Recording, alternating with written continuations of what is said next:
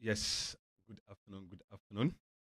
Uh, Ladies and gentlemen, how does it feel to be an African, to travel all the way from your village, your community, to the Western world just to seek greener pastures, to seek a better life, to learn something new, to also impact on the society you have just visited? How does it feel? What have been your journey? What have been your turning point? What have been your lessons? And also, what are you also taking home with you? Today, on the Personality Profile Show on Radio Top Africa, I'm going to host one of the finest gentlemen from Africa who has seen a lot in his journey to Europe. You are with me on Radio Top Africa Hamburg, and as usual, the show is what personality profile. Yes, we dig into people's personalities and their profiles to know who they are, where they are coming from, and where they inspire to go, and how to collectively we can all build a better society for ourselves, both in the diaspora and at home. And I always tell you, okay, this very radio or this very project we run is for the entire African community. So, being it Nigerian, being it Cameroonian, being it a Kenyan, Algerian, Tunisian, Ghanaian, South African, we are here for you. What is your story? What is your profile? There are a lot of Africans that are doing so well in this country and in this European Union, like economic union that we call the EU, that needs their story out there so that it will be a lesson and it will also be a motivational story for others to follow suit. Some come through the desert, cross the Mediterranean Sea.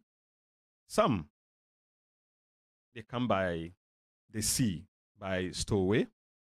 Some come through student. Some come through visiting visa. Others, they fly their grandmother's broomsticks to Europe. Yes, so without talking much, I have my guest here. And you know the tradition here.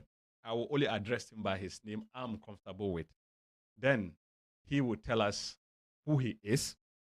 Then I can pick it up from there. So this afternoon, I'm with Mr. BOAMAH. And I will say, welcome, sir. Can you hear me anyway? Yeah, can you unmute yourself? Yes, I can hear you. Thank you very much for the opportunity and that brief introduction. That was interesting, Yes, actually. yes. Yeah, so thank you. Yes, so when we say, if I call you BOAMAH, okay, and for me to broaden it or for people to really know who you are, can you tell us a bit about yourself? Okay, first of all, my name is Maxwell BOAMAH AMOFA. Of course, I'm from Ghana, born on Thursday. So um, I'm called Yao BOAMAH AMOFA Maxwell. That's how people call me. Um, I'm currently the executive director for an NGO called the International Partnership for African Development, and also current president of the African Students Union at the European University viadrina, Yeah. in front order, yeah, an alpha. And yes, I mean, aside that, I also work as a journalist, writing on issues on Africa, particularly about the political situation and how historical issues have actually influenced current decisions in some parts of Africa, especially if you look at the Sahel, three Sahelian countries, what is happening there, and also current issues in Ghana, like how the government is trying to mitigate the issues. Yes, aside that, I also doubles with some NGOs, of course, in Berlin and other parts of the world, like Nigeria. And that one had got more to do with issues of collaboration between African countries and European countries. So basically between Africa and Europe. And to me, this is also very vital, in ensuring that there is strategic partnerships that benefit both parties mutually Mm-hmm. and not more a dependent kind of partnership that we had during the colonial era. So yes, basically that is what I do. Aside that, I'm a master's graduate and an aspiring lawyer soon. Wow. So, Mr. BOAMAH, if Yeah, like I choose to call you BOAMAH, or I should go a bit local, the Yao, so that we can still yes. make people understand what Yao means or how we still carry those kind of names as our titles. When I say titles, like in quotes, okay, because I'm an Akwesi, okay, yes. So sometimes people ask, why those names? And we try to explain to them they are related to the days that you were born. So I'll call you Yabuama. Okay, then I'll hide the Maxwell a bit because no matter what we do, we are still African, right? Good. Exactly. So Mr. Yao, when you were just introducing yourself, you first said you are also the president Mhm. of the African students, or is it the students in the Yes. university? Does it has to do with only the African students or just the student body, the SRC at large? Well, basically, it's tailored for the African student, Okay. but due to the way the EU laws work, Yeah. it's open to other members. So we have people from Europe who are interested in issues of Africa. We have Mm. a lot of students from programs like culture and social studies Yeah. who are interested in things about Africa and how they can actually strengthen partnership between Africa and then Europe. So we have people from different countries. So now it's not just about Africa. I think we have more even people from outside Africa than people from Africa itself. So Mm. it's quite a large group. We have quite a huge number, yeah, from different places, not just Africa. Okay. So let's go back home. Okay. Let's like if it is a movie, we'll say previous life. All right. So Mr. Yabuama growing up in Africa, how was it like? How was your life? Do you also, well, like, sorry, were you also throwing stones around using catapults and chasing lizards, climbing trees, and, you know, dogs chasing you after trying to play with people's mangoes and stuffs? Well, that's very interesting, especially if you watch documentaries about Africa, Yeah. how it's been portrayed like people living on trees and chasing lions everywhere.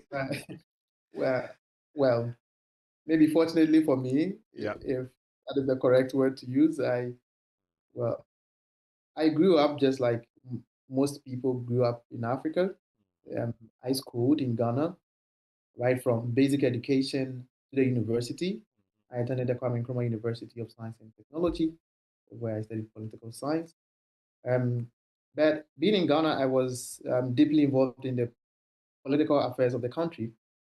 And of course, I worked under the Ministry of Works and Housing. But my focus was more with the development of the community. Okay. So in 2019, for instance, I organized a peaceful protest in collaboration with the Ghana Police Service. And that had to do with deplorable condition of the road linking the two major cities, two of the major cities, that is Kumasi and then That is Sunya. Kumasi and Accra. Oh, Two of the major, not Kumasi and Accra. I mean, that road comes from Accra, mm. then Kumasi to Sunyani. Okay. But that part from Kumasi to Sunyani was in a terrible condition. Mm. The 15 minutes journey was now taking us about 2 to 3 hours, and sometimes even more. Yeah, so upon consultation, for instance, with the member of parliament of the community, with the chiefs of the area, with the Ghana Police Service, we all agreed that, okay, let's come up with a peaceful protest, so that the government will know that this is our concern. So yes, I led this protest personally. We presented a petition to the government, and Yeah. now the road has been fixed. Oh, Now that's good.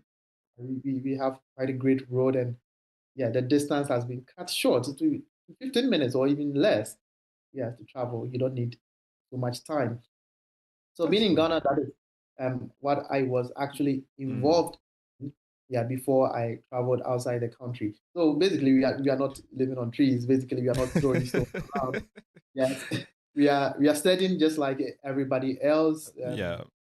We are conducting our affairs just like any youth will conduct their affairs in any country, in any Mm-hmm. continent.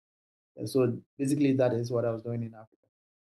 Okay, so for me, poking into your profile that Yeah. I'm aware of, I have seen Mhm. that you've touched soil with the Senegal Mhm. people, and also you've done some works in Senegal. Did you go there as a student, or what actually took you to those African countries as well?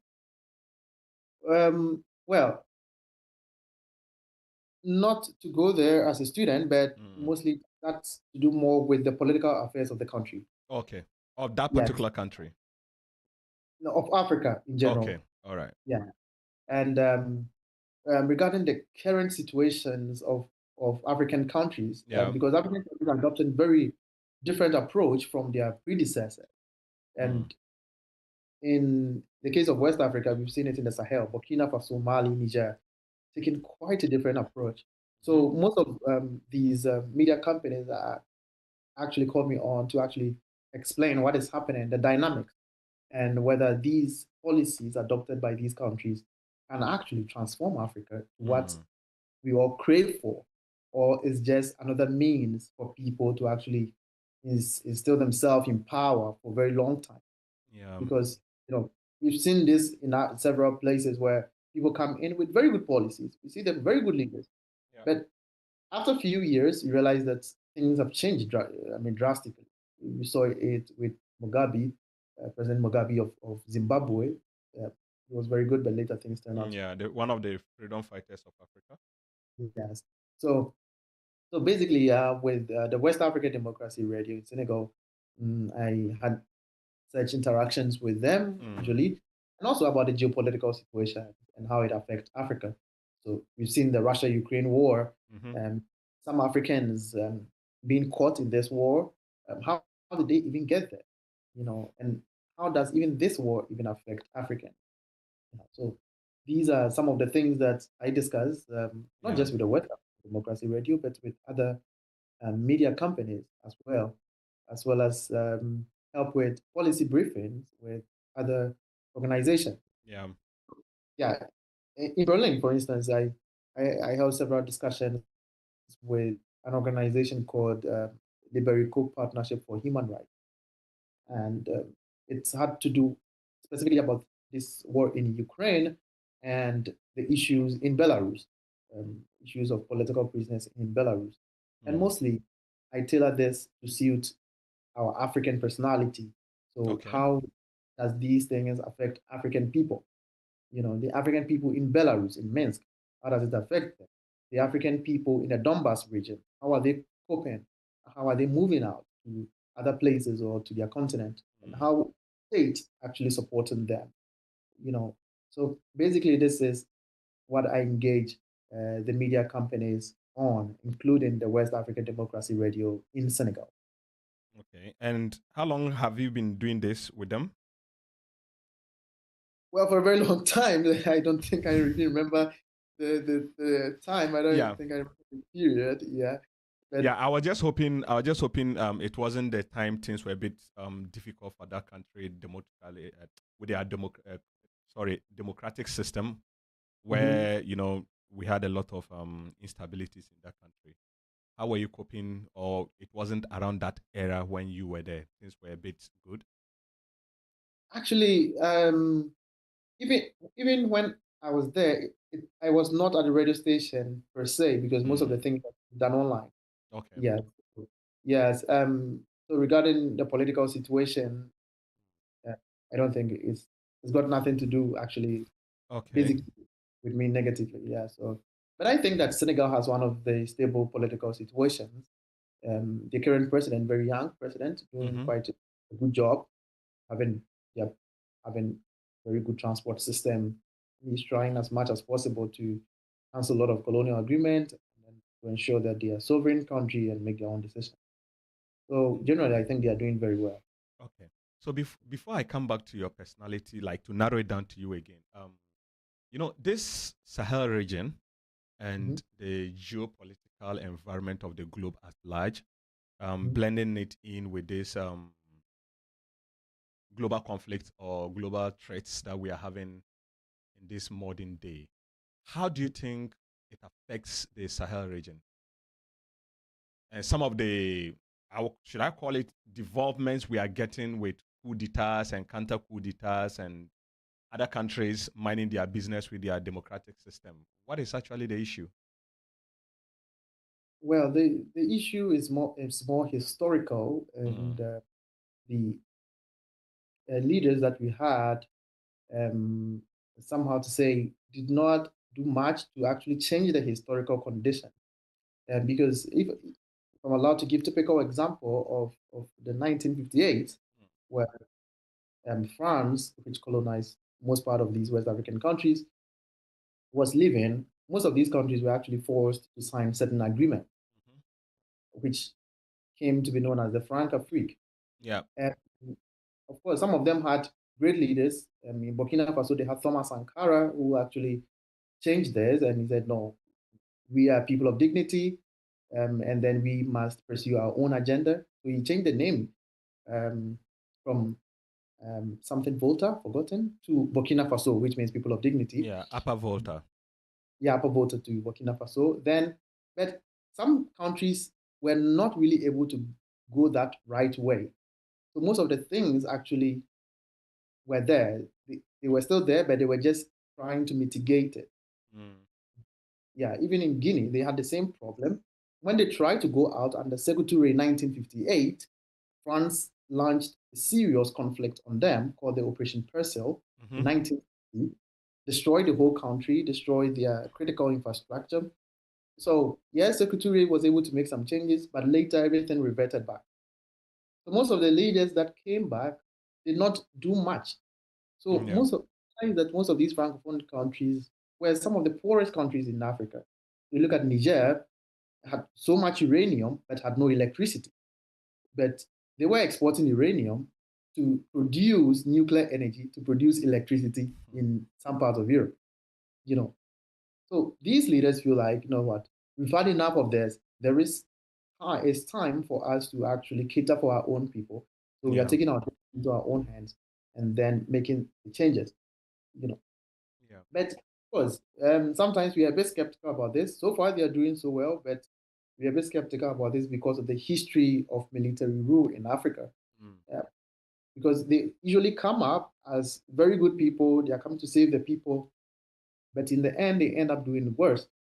And typical example is our own country, Ghana, mm, when, of course, at some point in 1966, Ghana experienced certain kind of economic crisis under Nkrumah himself. And then we had Kutuka coming in, General Kutuka coming in, saying that, you know what, we are going to change everything, we are going to make everything better. But what happened? He became worse, and he even destroyed the country. I mean, we've seen it in Congo. Mobutu Sese Seko overthrew Lumumba, thinking that things are going to be different, but he ended up making the country worse. You know, so yeah. a bit skeptical about this kind of military government. But looking at everything that is happening around the world, now people believe that certain countries will not allow these countries to even govern themselves, but because they are under the protection of other countries like Russia and China, um, maybe they will have some level of sovereignty. But what is happening in the world is telling a different story, that you can only rely on your own, Mm-hmm. and not any foreign power. Yeah. So they must exercise cautious, and I think that is something that we are all learning from, that Africa Yeah. can, but we must come together wherever we find ourselves, whether we are in Europe, whether we are in Africa. We must come together to build a continent, because that is the only way to survive. We can only rely on our own. We can only rely through unity to actually develop, and not through foreign That's power. fine. That's fine. So still, let me again. I'm taking you back. So with your education in Ghana, with your grooming in Ghana, when you were transiting from Africa to Europe, tell me, how was the feeling like? What was running through your mind? Especially, I'm always interested to ask people this question. Um, your first day of leaving Africa to Europe, can you tell me how that feeling was like? How, like, what you went through to get here? Like, let's say in 2 3 minutes, tell me something about it. Whilst I look at your face. Well, that's interesting. But Yeah. the interesting part is I came from Moscow to Germany. Yeah. My first experience outside Africa, I had been to a lot of African countries, but my first experience outside Africa was to Russia, Okay. to Moscow. Actually, I had a lot going on in my mind because the country itself, I mean, because of our history, has been really labeled as a country of discrimination, racism, conflict, wars. So I was thinking a lot, like, am I even safe? And what am I doing? What kind of risk am I taking? Maybe I should just stay in my country peacefully, you know. Yes, but I mean, I went there. I realized, human is human. The ordinary people living there are just like us. They're just Yeah. like everybody else. You know, there is not much problem. Of course, there will be some small issues, but that happens everywhere. It happens even in Mm. Africa. Yeah. Yeah. So I think that taking the political situation aside, which I didn't want to involve myself in, the ordinary people are great people to live with. Yeah, but yeah, moving from Russia to Germany.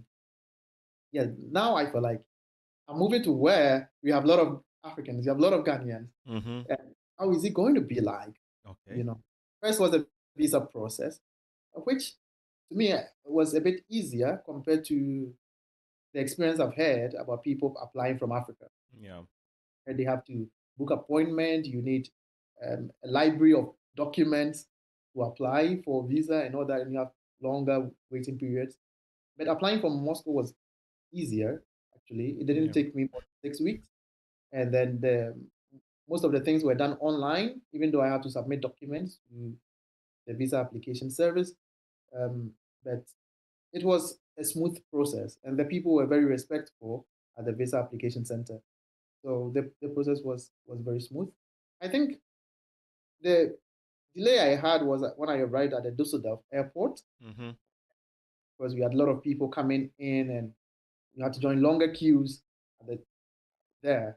So I had a lot of thought like, oh, all these people are traveling here. Are they all coming for the same thing I'm coming for, or they are coming for a different thing? And I saw a lot of foreigners Yeah. because I mean Russia is not like that. Yes, they Oh, have okay. foreigners. Yes, they have foreigners, but Yep. most of them are from the post-Soviet state, post-Soviet countries. So Kazakhstan, Uzbekistan, and all that. Yeah. Yeah. But Which arriving we in just Germany, share border with. yes. But coming to Germany and finding a lot of Africans in long queue, like wow, that was like okay, I'm back home. Like it's basically like being in Africa. So it was very interesting. Yeah. Yeah. Yeah. Mm. Yeah. Yeah. So did you also get that magical experience of your first time in Europe?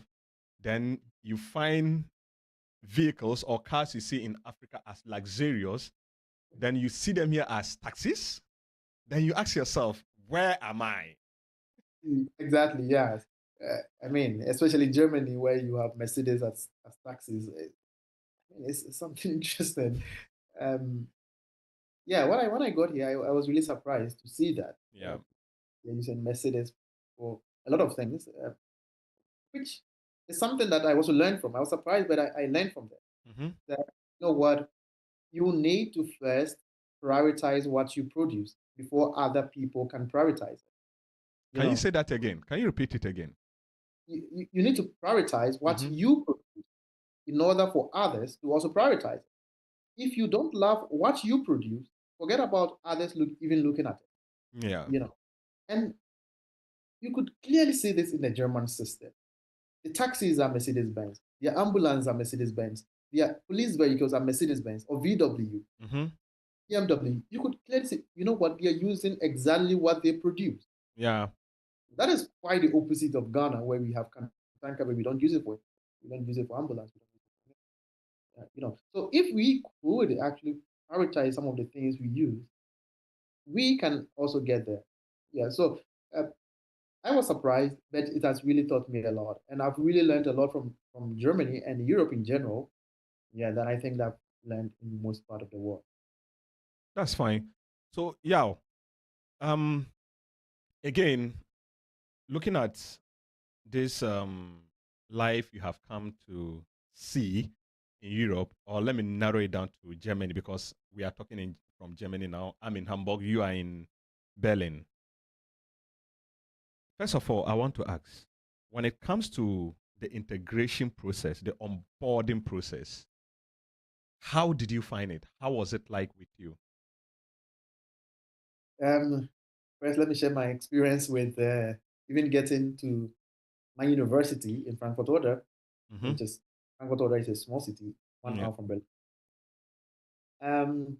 I had to move from Cologne with IC to this place. I got here and I was completely lost. I didn't know where to go. And unfortunately, the train system was was interrupted a bit, Mm-hmm. so I had to take a bus. And approaching people was a bit difficult because you approach people and they were running away, and I was a bit surprised. Like, man, I'm just asking questions. Mm. Yes.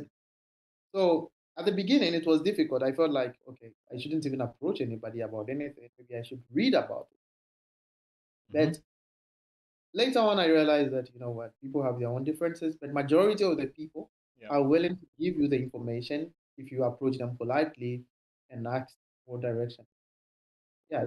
So yeah, at the beginning it was a bit difficult, but later on I started asking questions. I asked about them. Okay, where do I do this? What do I do? You know, and most of the times, of course, they'll give you a website to read about, but I usually ask them to share their experiences with me and how I can overcome their mistakes. You know, so that actually helped me a lot to actually integrate to some level. And I personally didn't want people to go through this kind of situation because I went through some little challenges. So that is why we came up. I actually came up with the African Students Union in the university because we didn't have that. Oh, okay. Yeah, Good. so that the students, the new students Mm. coming from Africa, will actually be exposed to a lot of things that they have no idea about. You know, so if you look at the structure of the union, it actually ensures collaboration, for instance, with even companies to ensure that Africans who come here, students, are actually employed. At least they have some source of income so that they can easily integrate into the system. Because you integrate better when you are with the people, when you work with them, when you live with them, when you spend time with them, Yeah. and of course you earn some level of income. So that is what we are doing, and it has really helped us a lot. We've had a lot of cultural exchange with the European institutions and organizations, and we have a lot of collaboration.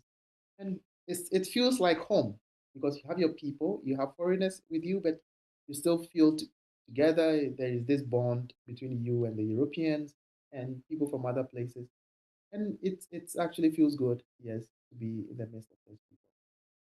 Yeah. So comparing Germany, the onboarding or the integration process of Germany and probably your first land, which I mean, Russia, would you say the onboarding in Germany is a bit easier as compared to Russia, or that of Russia was a bit cumbersome as compared to Germany?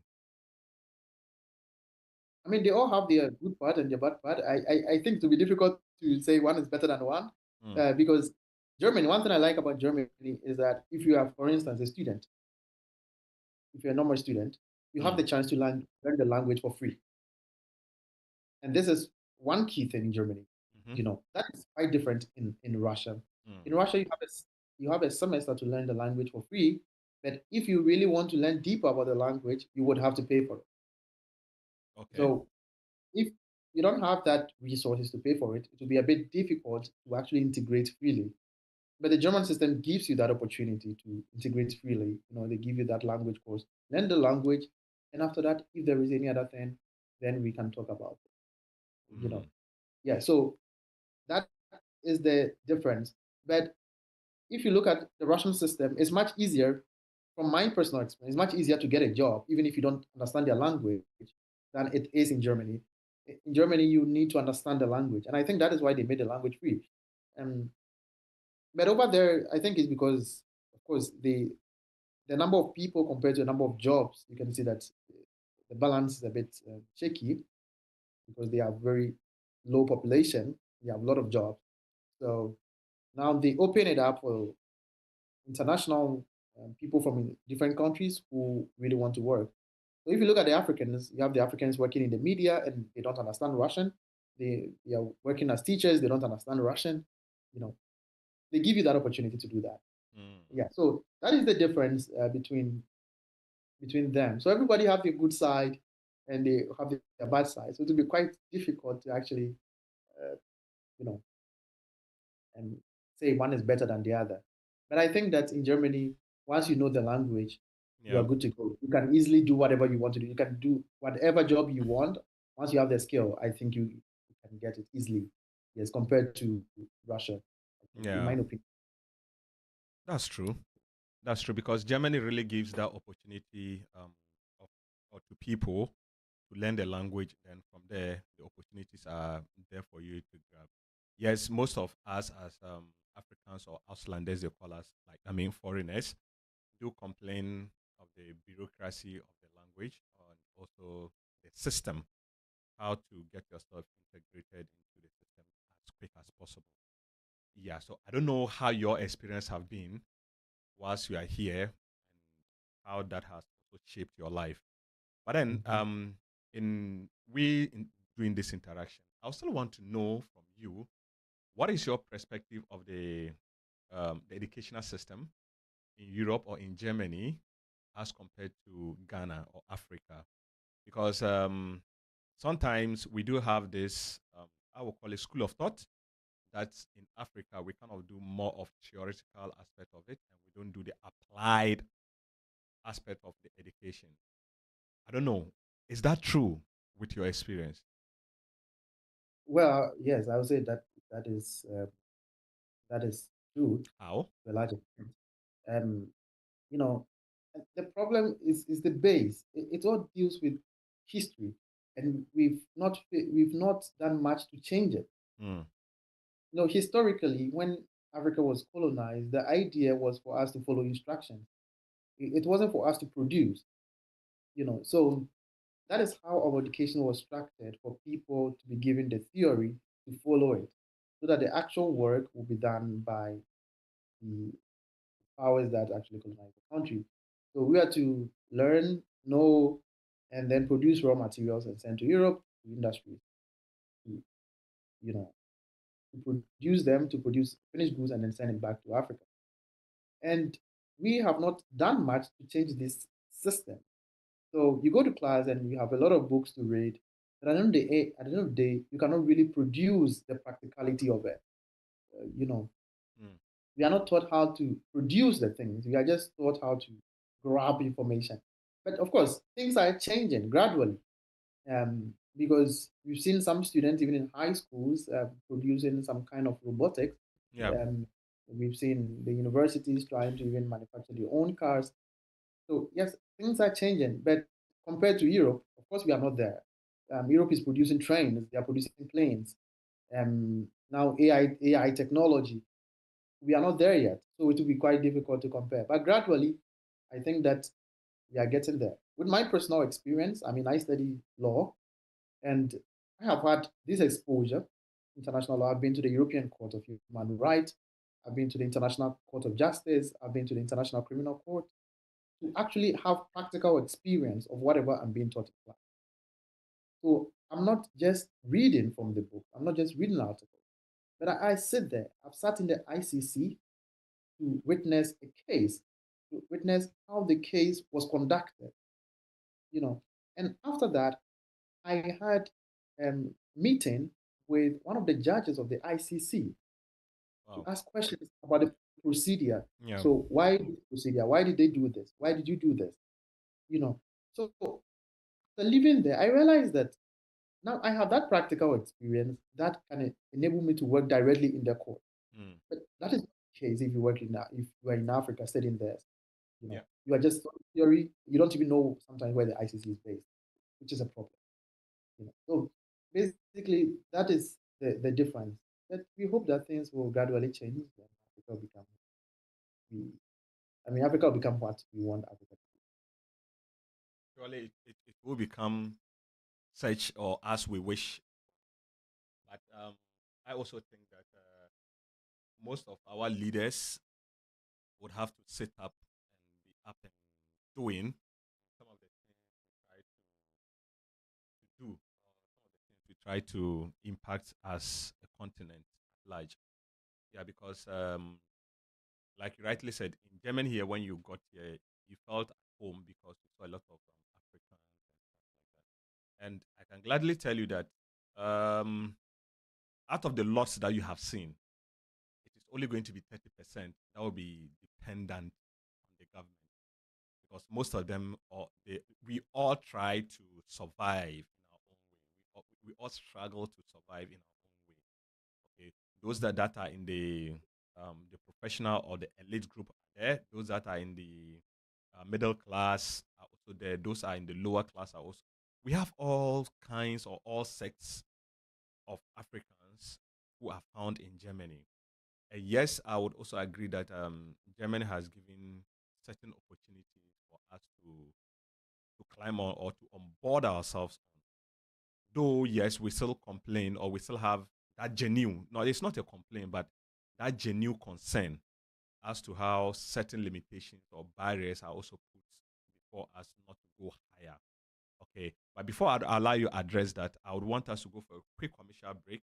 Then, when I come back, we'll look at some of the challenges that are here that we can learn and pick back at home so that we can improve the countries we all come from. So, just a quick commercial break, and we'll. 4917641627723. Email us at info@akwaba-tours.com. Visit our website www.tours.com. Thank you.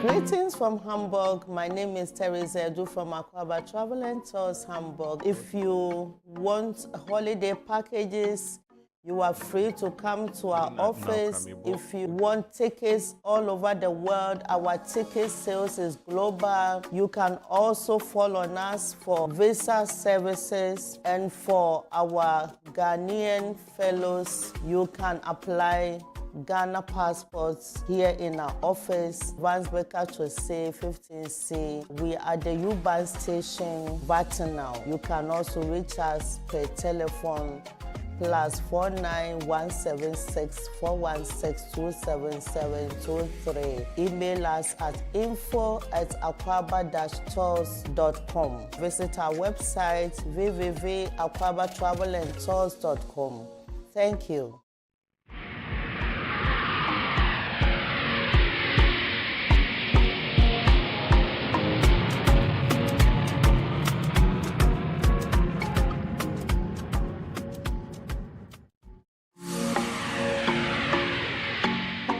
Greetings from Hamburg. My name is Teresa Edu from Akwaba Travel and Tours Hamburg. If you want holiday packages, you are free to come to our office. If you want tickets all over the world, our ticket sales is global. You can also follow on us for visa services, and for our Ghanaian fellows, you can apply Ghana passports here in our office, Vansbecker to say 15C. We are the U-Bahn station, Vatinal. You can also reach us per telephone +4917641627723. Email us at info@akwaba-tours.com. Visit our website www.akwabatravelandtours.com. Thank you. Yes, I can hear you.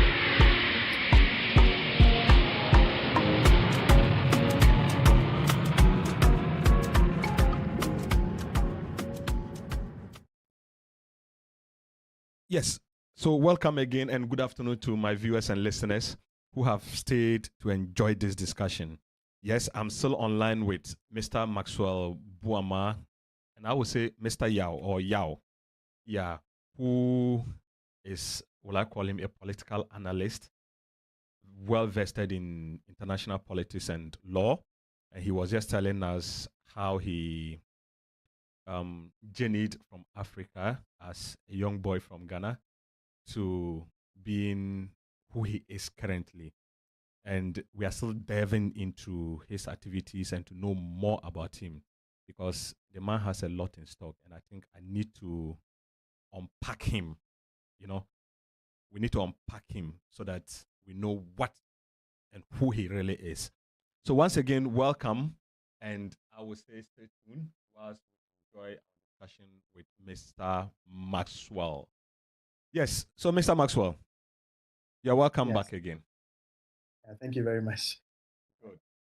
Yes, so I was narrowing my discussion towards how our experiences in Europe or in diaspora can actually affect our lives or the lives of our citizenry back at home.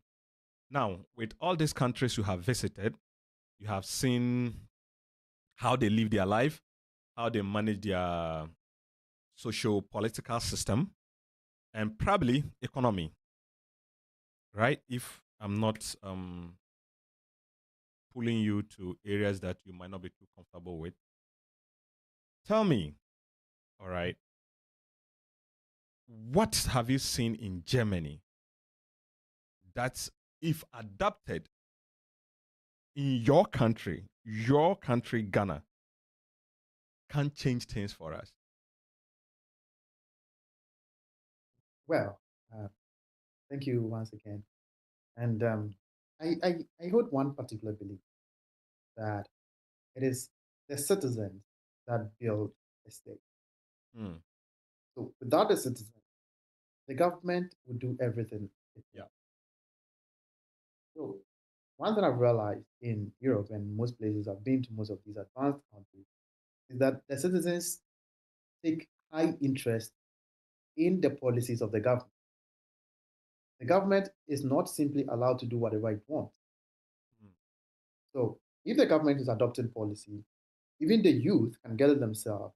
They don't like it. It affects them. It affects them negatively. Yep. They people protest against it for the government to drop it. You know, they do not sit back and say that, you know what, for me, I don't care. They can do whatever they want.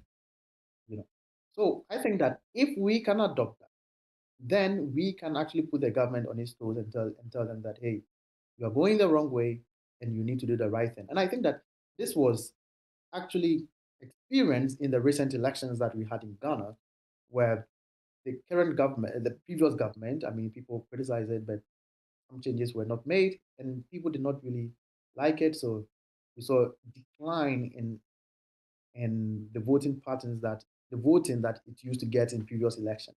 Yeah. Which is a good thing.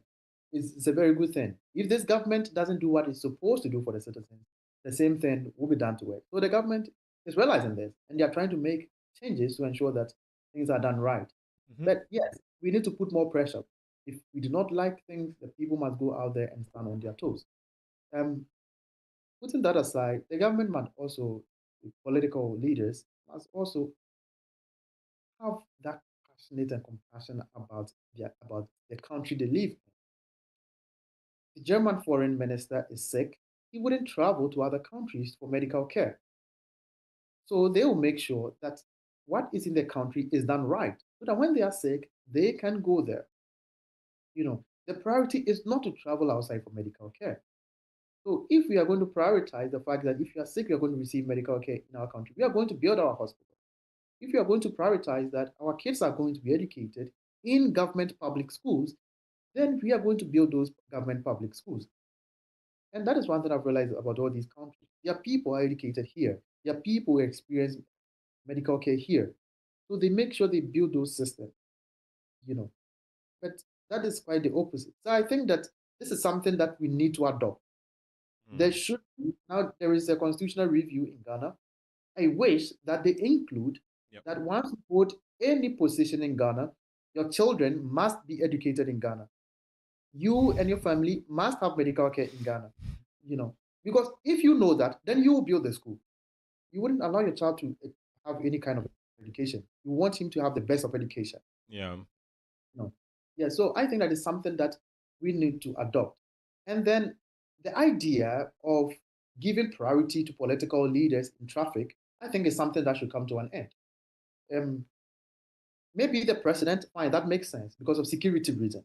Mm-hmm. But for others, parliament members of parliament and other people, I think that they should be able to join the same traffic as ordinary people. Now, once you experience what the people are experiencing, this is what will force you to go to parliament and tell the people that, you know what, this use of road is not helping. Let's adopt a railway system that will ease congestions on our roads.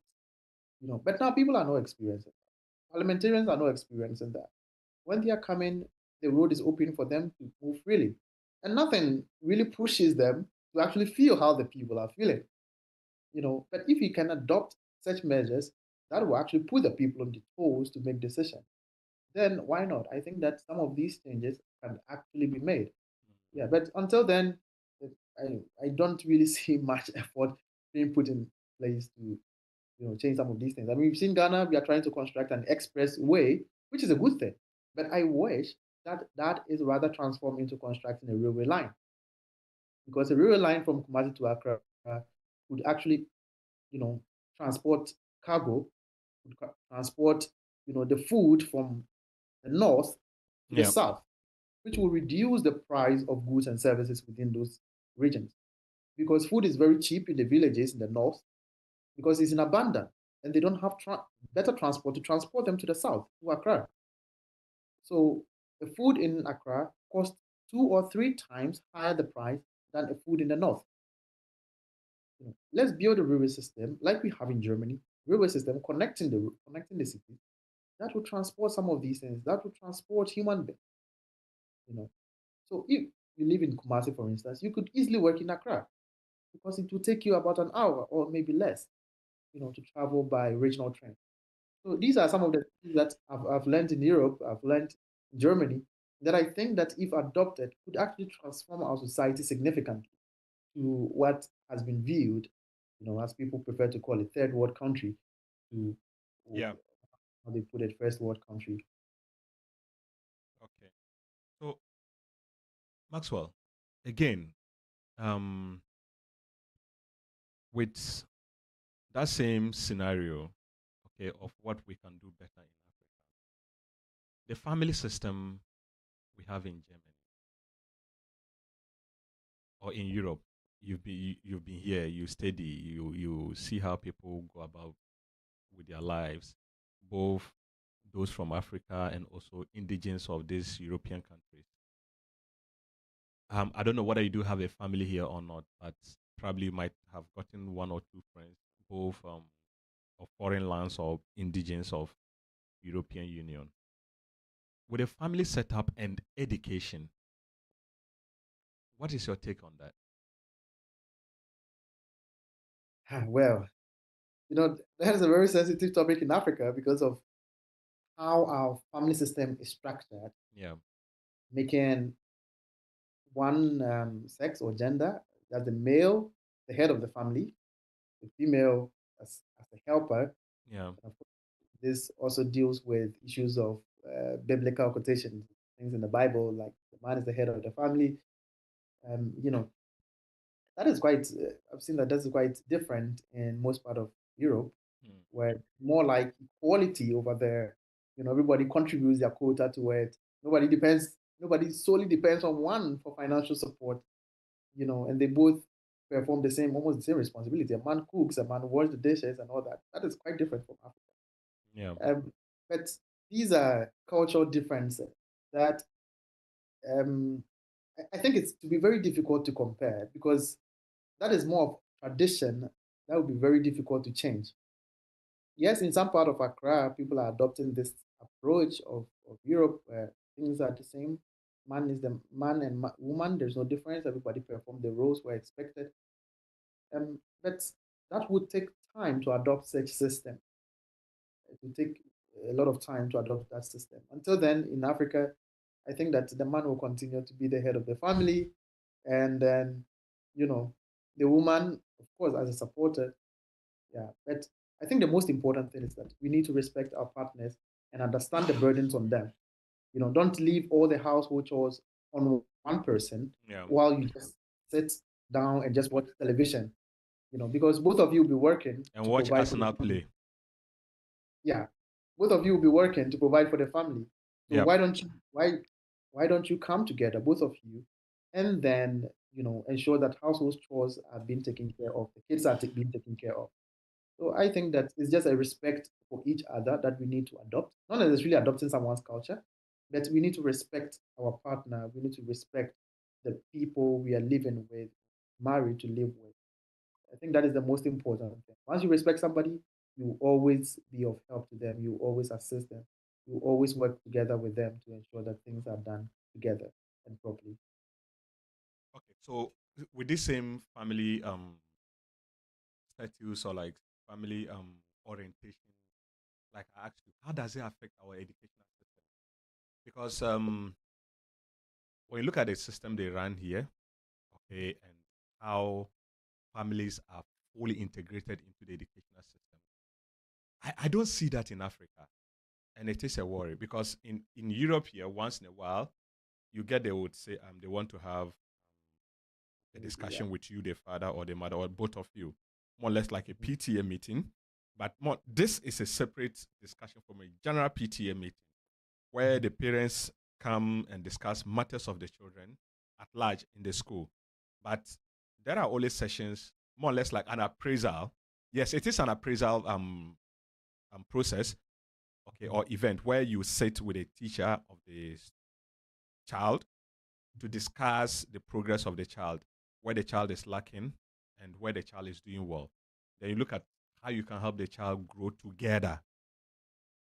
I don't remember having that in Africa.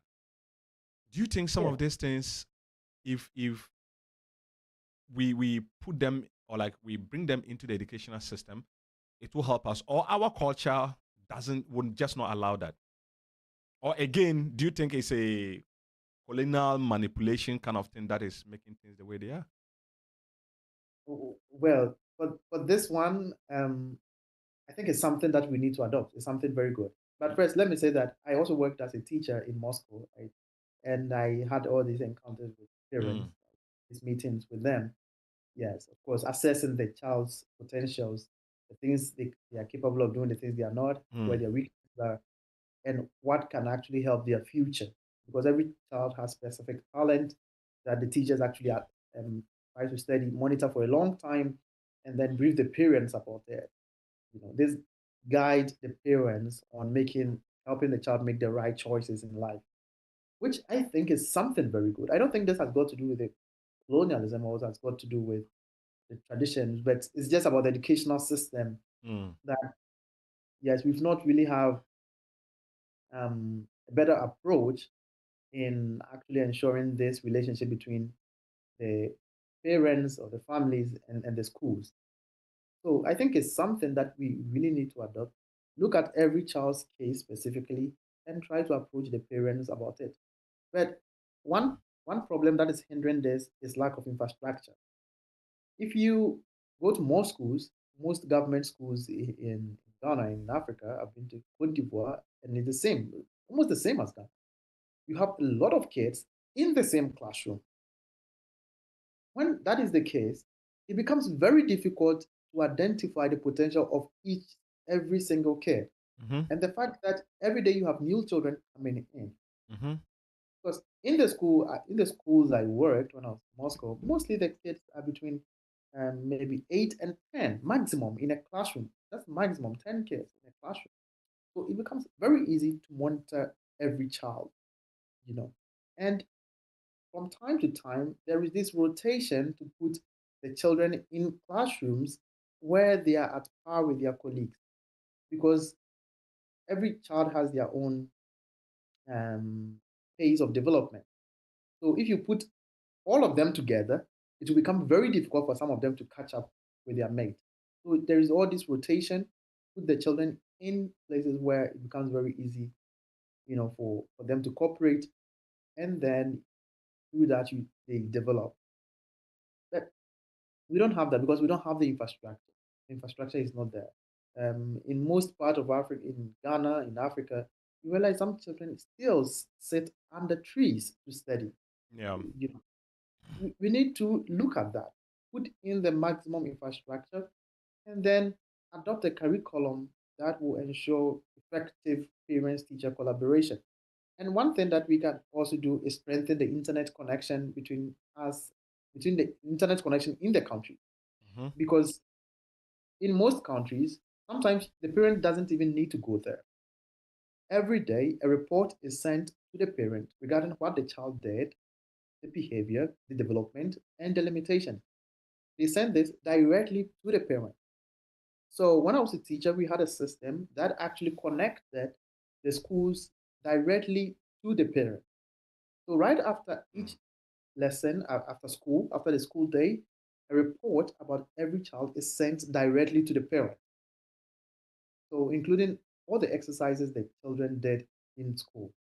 Okay. So if we can strengthen the internet connection, build a strong internet, I think that we can also do this without necessarily even the parents having to go there to meet um, the, the, the teachers. Of course, Germany still loves the traditional way of doing things, including sending of letters every day. Yeah. And then, and then they really like a traditional way of doing things. The parents coming to the school and all that. So, which is also, of course, a very good approach. But the most important thing, let's build our infrastructure, let's build our internet, and then these things will be much easier for us to implement. Okay.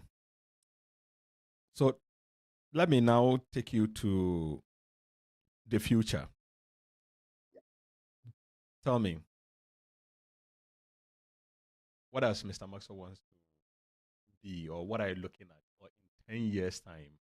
If I'm gonna interview, should I say, is it Mr. Maxwell or Dr. Maxwell or Mr. President or Pastor Maxwell? First of all, what do you think will happen?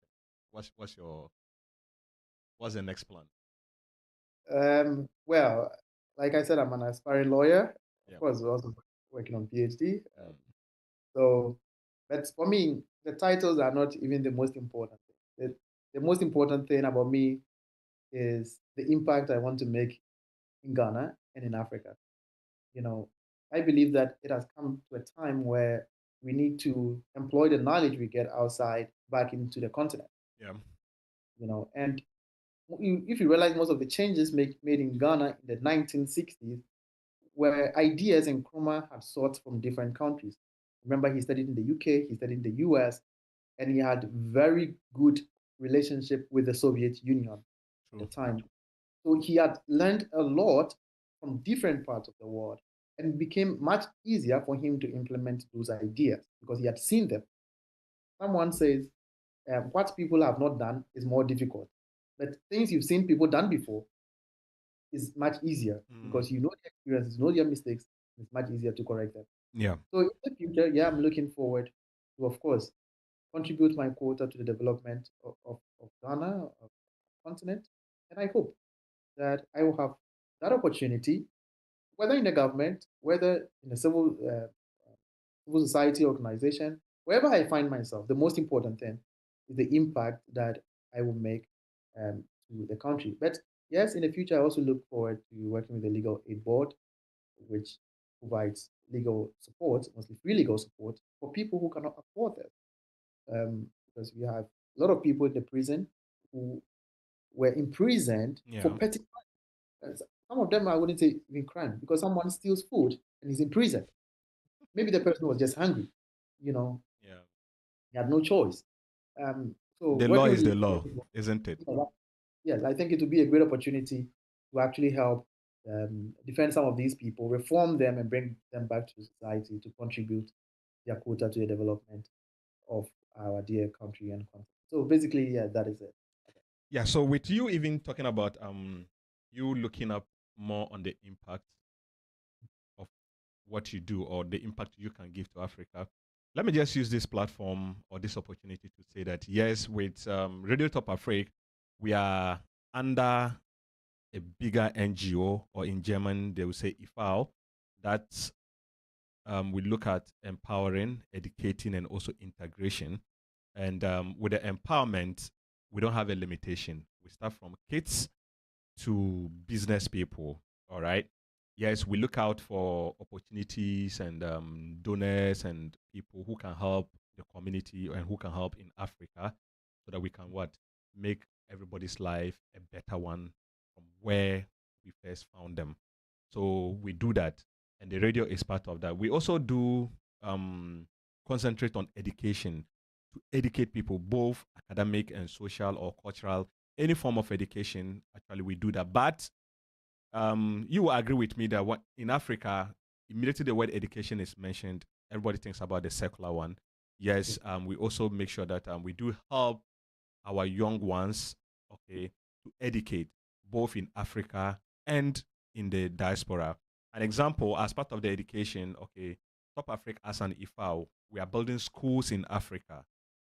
Through, yes, we have built over 3 schools now, fully funded from Top Africa IFAO. No government intervention. No government intervention at all. Okay. Just the belief that people have, the individuals have, and the love they have to impact the society. Okay. And also the sense and the agency they see in education, we get people to help us do that. Yes, so we are looking out for communities in Africa that still have schools and the trees or that don't even have schools. Reach out to us and let's see how we can what help build these schools. So as part of your ambition or like your dream to make sure that you only impact or like impacting to the community is your hallmark, I will say that yes, you are meeting the right people. We are here to support such dreams.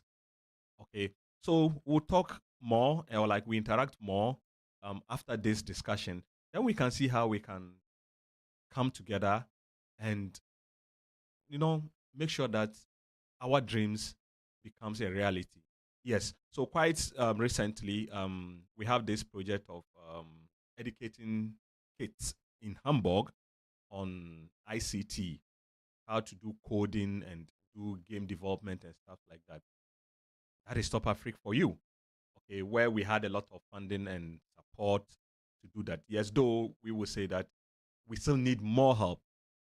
Okay, and I'm saying all this because when you look at the community we have in Germany, and let me limit it to Hamburg, people like you and I who are a bit educated or who are educated from Africa and we come here, first of all, we struggle to get the jobs to meet our required educational level. That is where the integration come in here too. So Top Africa had that avenue to help us integrate. Then we tend to have kids, or we settle or we make babies and stuff like that. Then our children start to have these cultural differences, and some of them don't get some of the opportunities they get or their counterparts get. So Top Africa again gives this opportunity to our kids to have these opportunities by educating them in the way we do. And with the radio, we are here, we are sharing your story so that others would learn from you. Let your story be a motivation for them to also what put things right. It's all good for the betterment of Africa. Yes, so Mr. Maxwell, I will say that you are in the right place. And I will say that if you have any other challenge or any ambitions or ideas or policies you want to share, Radio Top Africa and Top Africa is available for you. And my listeners and viewers, if you heard all that Maxwell was saying, that should tell you that let's not limit ourselves. Let's not limit ourselves. There are a lot of opportunities. Okay. But before you continue, let me pull your legs small. Now that you have all this international law background, okay, or global law background, do you think, okay, US invading Venezuela is ethically or lawful per the international standards? And Well, again, accent to be given, and I'm using my words carefully, accent to be given Greenland. and issues of Greenland. Yes. You know, you see, the thing about international law, I'll talk specifically about law, is that, first of all, if you look at the United Nations Charter and look at Article 2, Section 4, of course, it's really against invading a sovereign country. That is it. In Article 2.4, it's really against invading a sovereign country. So once you invade a sovereign country, it's considered unlawful. However, if you also look at Article 51, it also talks about issues of self-defense. That is, we have individual and collective self-defense. So if a state is actually threatened or feels that there is or have enough evidence that there is kind of existential threat to them, the state may put in some measures to ensure their own security. And in most cases, they do not exclude issues of even preemptive strikes. That is to prevent that threat from even escalating. Yes, but it's a bit technical, especially when you look at other laws like we have what we call the Geneva Conventions, which specifically talks about, there should be specific attack, and it defines what an attack is before you can say that, I am defending myself. I mean, if you go by that and you say that, what attack was it on the United States? Was there an attack that actually warranted them to take that decision to go into Venezuela? This had to do with going into Venezuela to begin with, not even talk about capture of the president. That is a different thing. Yeah. So was there an attack? The United States believed there was an attack. They believe that, a lot of criminals are invading their country from Venezuela. They believe that they're releasing some prisoners into their country, which of course could was an attack. It's more like a direct attack to them, But that case deals with, I think we will leave that to the judges to actually investigate that to see if there was actually an attack on them, warranting the United States to conduct such operation. Because I am not an investigator, so I do not have that evidence to say that indeed there was an attack on them, warranting self-defense. But the capture of a president, well, I don't know any law, maybe it exists, but personally, I've not seen any law that allows other countries to capture the president, a certain president of any country.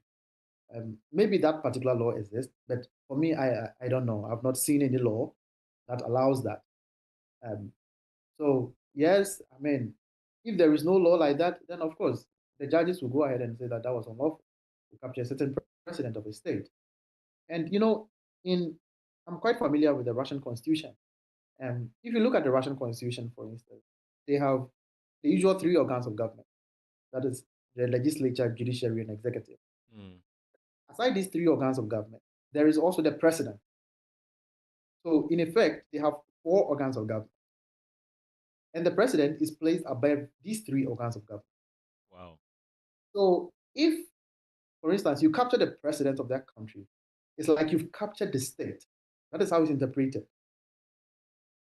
And that would be a direct war with a country. Okay. I'm not familiar with the Venezuelan constitution, but I am believing that it would be similar to that, because considering their socialist policy, it would be very similar. Yeah. So, I mean, it's a very it's a very dangerous thing to do. I mean, if it's right to put it that way, it's a very dangerous thing to do, and it could easily lead to a huge war between the United States and Venezuela if not properly managed. I think they are trying to manage it very well, but it's a very dangerous thing to do. Whether it's self-defense or not, that one I will leave it to the judges to decide, because they have enough evidence to actually assess whether the United States was indeed defending themselves or just. But what is your opinion? Were they defending themselves, or they've just evoked an attack? Well, that really needs a What lot of is your opinion? That's what I'm saying. Yeah, like it's not something you can just look at it and say that they were just defending themselves. It's similar to the Russian case, the Russian war in Ukraine. The Russians claimed they were defending themselves. They were defending the Russian people in the eastern part of Ukraine. But if you do not have that evidence, to me, it is not advisable to say that, it was just an attack. Okay. That is mostly a political statement.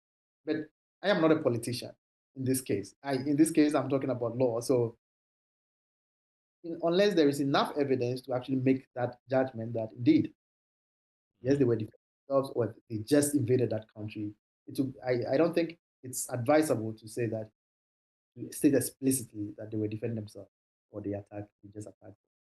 Okay. I will leave it there. Again, I'm still trying to pull your legs in this discussion. Do you think it would be wise for Africa to unite as one country, one big country? Yes, it's a very good thing to do. In fact, that would have been the ideal thing to do. Okay. But the problem is, I don't think that is going to be possible, in my opinion. Why? Because first, let's go a little back to history. When Africa was colonized, Africa was divided in Berlin, right? Yes. Between powers. That was Where you are. Yes. Yeah. Between November 1884 and February 1885, they met, divided the continent. But remember that even before they divided the continent, it wasn't one country. No. There were empires. So we had the Songhai Empire, we had the Mali Empire, we had the old Ghana Empire. They all existed. And they had their own differences. And sometimes there were some petty tensions between them as well. They had their own culture. So even Nkrumah realized it in his book, Africa Must Unite, that, you know what, that is not going to be pragmatic to say that Africa should have one country. But what Africa can do is to unite specific sectors that are important for our development. And one part is security. We must unite the security sector of Africa. So imagine Africa with one army. There is no foreign country that would dare invade any African country because they know the force that Africa will come up with. And secondly is the economic sector. You know, the United States is United States because of how huge its economy is. So if we had that huge economy, I think the Africa Continental Free Trade Agreement is seeking to ensure that, but it's very difficult. But if you had a united economy, such that you can easily transport goods from Accra, Ghana, maybe to Tripoli in Libya, you realize that things will be much easier. You know, things will be much easier. Remove all these tariffs on it, all these unnecessary taxes on transporting goods. It will be much easier for people to move goods, people to do businesses across Africa. Because as it stands now, it's more difficult and more expensive traveling within Africa or doing business in Africa than doing business outside Africa. You know, and that was a colonial strategy where the colonial powers linked their colonies directly to their country. So if you go to Libya, they prefer to collaborate with Germany. Ghana, most people prefer to go to the US or the UK. You know, if you go to the Francophone countries, go to Congo, they prefer to go to Belgium. Cote d'Ivoire, go to France. That is it. That was a colonial strategy. We need to change that and ensure that we trade among ourselves. So Ghana wants to trade with Burkina Faso. Ghana wants to trade with Egypt. Ghana wants to trade with South Africa. So let's unite that economic sector. And thirdly, we need to unite our foreign policy. Now we have divided voices. We go to the United Nations and everybody is saying whatever they want. Like everybody have their own position. But if we had one voice, we will be a strong force in the world. You know, now African countries want a permanent seat on the UN Security Council. But yes, the countries are promising them and all that. But you could see that it's not really going as they would want. But imagine 54 African countries come together, the same foreign policy, and we say that we need 2 seats on the UN Security Council. Nobody will reject them because they know that once they reject them, these countries will boycott it. And this is one of the largest economies in the world. Imagine they boycotting the United Nations. Yeah. That would be setback. So we need to have one foreign policy, one economy which will come with one currency. Julius Malema of South Africa said, imagine an African currency backed by Africa's resources. This will be the strongest currency in the whole world. So let's unite the economy, let's unite our security sector, let's unite our foreign policy, let's unite our transport system. And I think that Africa will be on the right path to go. But a single country, I don't think that is possible, at least in our generation. Okay, you think it's not possible because the leaders will still not want to give out leadership to one individual, isn't it? Exactly. They wouldn't want to sacrifice what they classify their sovereignty. And this has always been the case, actually. And the difference is we still have differences in Africa, which we need to resolve. So the best thing is to unite specific sectors, not to really push for one country with one leader, one president. I don't think that is possible or even realistic. Okay, that's fine. So I'll go for another quick commercial break. Then when I come, we'll take the very last session where I would want Mr. Maxwell BOAMAH to tell us or to give us his closing remarks and what we'll take home with us. So I will be back.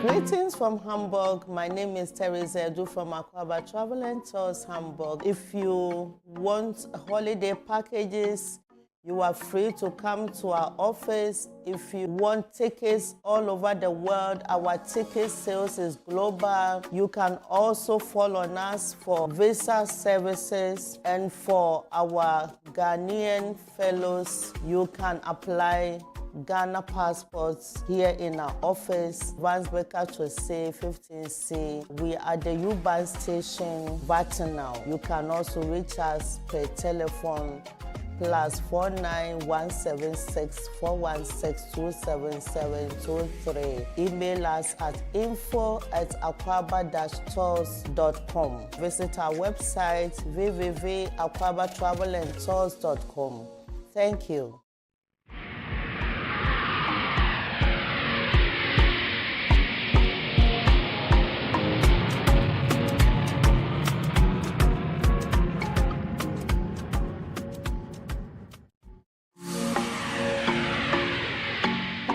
Greetings from Hamburg. My name is Teresa Edu from Akwaba Travel and Tours Hamburg. If you want holiday packages, you are free to come to our office. If you want tickets all over the world, our ticket sales is global. You can also follow on us for visa services, and for our Ghanaian fellows, you can apply Ghana passports here in our office, Vansbecker Chose 15C. We are the U-Bahn station, Vatinal. You can also reach us per telephone +49 176 416 27723. Email us at info@akwaba-tours.com. Visit our website www.akwabatravelandtours.com.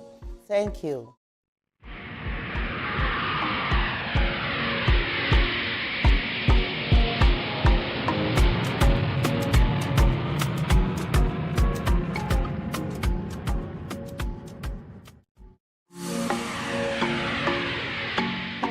Greetings from Hamburg. My name is Teresa Edu from Akwaba Travel and Tours Hamburg. If you want holiday packages, you are free to come to our office. If you want tickets all over the world, our ticket sales is global. You can also follow on us for visa services, and for our Ghanaian fellows, you can apply Ghana passports here in our office, Vansbecker Chose 15C. We are the U-Bahn station, Vatinal. You can also reach us per telephone +49 176 416 27723. Email us at info@akwaba-tours.com. Visit our website www.akwabatravelandtours.com. Thank you.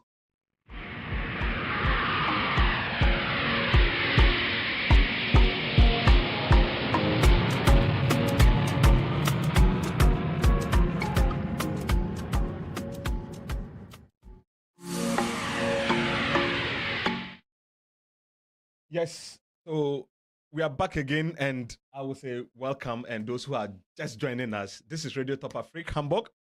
I will say sorry for missing this interesting and impactful interaction with Mr. Maxwell. Yes, and those who have been here already, I also say thank you for staying tuned and enjoying this discussion with me. In fact, I don't wish to end this thing now, but I just have some few minutes because other programs will be coming up soon. Mr. Maxwell, tell me, what do you leave the world with if, let's say, the world is ending today? What should we carry along? What the listeners and viewers across the globe, those watching you from Ghana, let's say from your kindergarten friends to those you interact with today, people who don't know who Maxwell is, people who reaching you out from Russia, your friends, your classmates, everybody, the camera is on you, the mic is yours. Let's say in 5 minutes, what do you want to share with the world? Well, first of all, is the fact that we came with nothing and we are going to leave with nothing. But that doesn't mean you shouldn't strive for good things. Of course, you should do strive for good things. But the most important thing is not the material things that you acquired in excess. The most important thing is the impact that you make in the lives of the people. What legacy are you leaving behind for people to come and then pinpoint that, you know what, this person existed, and this because of this person, here has been changed. This has been changed in my life. Because of this person, today we can go to school easily. Because of this person, we can commute easily. Because of this person, I have this and I have that.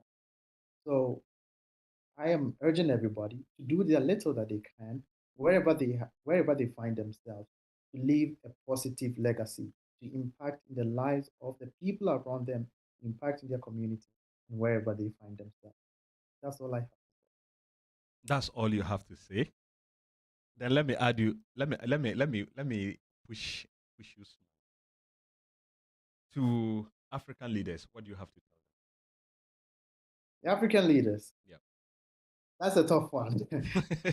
That's why I said I wanted to push you small. So to African leaders, what do you have to tell them? African leaders, Yeah. I think I'll just tell them, Africa is our home, no matter wherever you find ourselves. You know, no, I think it wouldn't be much different from what I said. Think about the future generation. Think about the people who are struggling down there just to survive. Before you rent a private jet that costs so much money, think about that child who sit under a tree to study. Think about that child who have to cross the water lake simply to go to school. You know, before you accumulate money in a foreign bank account, which you want to die and leave it there, think about those people who are just struggling just to find a job to do. Invest that money in industries that will employ these people. Think about the people who cross the Mediterranean each day, risking their life, not to get billions of money, not to get some natural resource, but simply to get a job and just an average life that will provide them with what to eat, a good medical care, and education. That is what people are looking for, the basic necessities of life.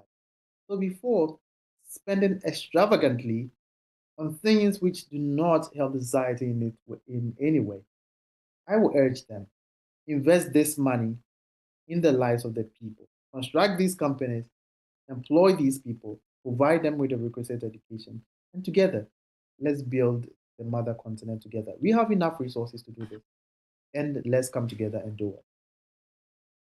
Thank you so much. My take home, okay, you first made a statement that we should first prioritize what we produce before that of others. I think that hit me a lot and deeply, and I believe that others would also take that thing home.